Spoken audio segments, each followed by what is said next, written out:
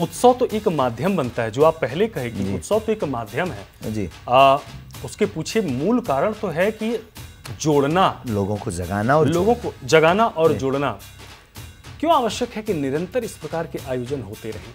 देखिए, आदिकाल से हमारे साधु परंपरा में महापुरुष आदेश नहीं उपदेश देते हैं। जी। साधु उपदेश देता है, आदेश नहीं देता। जी। अनुकरण करना ना करना हमारा आपका धर्म है। जी।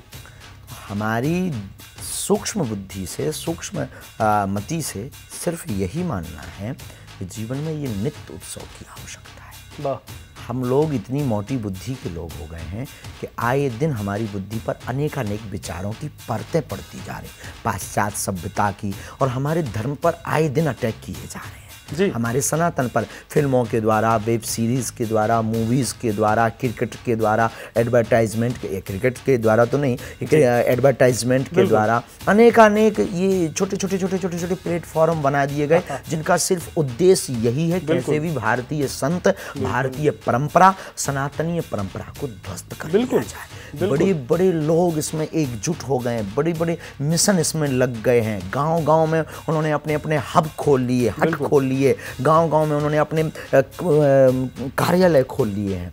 अब इस समय में वर्तमान युग बहुत डिफिकल्ट है हमारी बुद्धि से।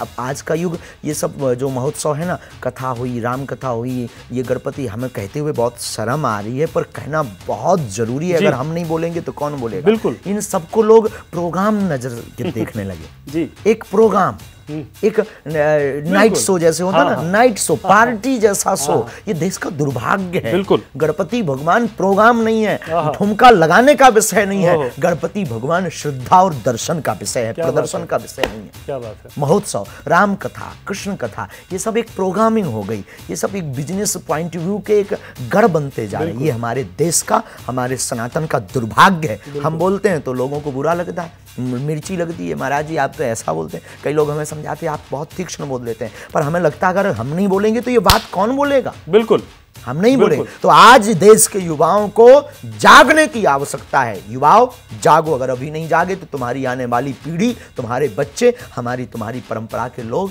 ना तो पुराण जानेंगे, ना रामायण, ना तुम्हारे पूर्वजों के नाम, ना राम कथा। बड़े बड़े मिशन हमारे भारत में पांव धीरे धीरे धीरे धीरे धीरे फैला रहे हैं। हम लोग चकाचौंध के अंधकार में नाच गाना को धर्म मान रहे हैं। नाच गाना का धर्म सिर्फ कृष्ण का रहा। भगवान कृष्ण का धर्म कैसा था? बिल्कुल। विराट पुरुष का दर्शन करना है, वो मुस्कुराता भी है, वो नाचता भी है, और वो उपदेश भी गीता जैसा देता है, वो धर्म की स्थापना भी करता है, वो महाभारत के युद्ध में आतताइयों का वध भी करता है। क्या बात है। तो भगवान कृष्ण का रूप एक अद्भुत था, लेकिन हम सब कृष्ण नहीं, हम सब उनके उपासक हैं, पूज्य हैं। और हम लोग इन आयोजनों को एक प्रोग्राम की दृष्टि से देखते हैं। ये प्रोग्राम नहीं है, ये उत्सव है, मन की प्रसन्नता को जगाने का उत्सव है। बिल्कुल गुरुदेव, ये कहने में यदि आप जरा सा संकोच भी कर रहे हैं तो हम तो एक पत्रकार हैं, मुझे कहने में जरा सा भी, तनिक भी संकोच नहीं है कि जब मस्तक पर तिलक, जिस मीडिया की बात गुरुदेव ने कही, जिस माया नगरी की, जिन फिल्मों की बात कही, यदि आप उठा के देख लें 70 के दशक की बात, यदि मस्तक पर तिलक है और शिखा है और यज्ञोपवीत यदि वो धारण किया हुआ है तो उसको विलन के रूप में दिखाया जाता था, उसे उस रूप में दिखाया जाता था जिसे एक सनातनी स्वीकार नहीं कर सकता है। और वही बात जो गुरुदेव ने कही कि जब आपने बोलना शुरू किया तो उसका लोगों ने विरोध करना शुरू कर दिया।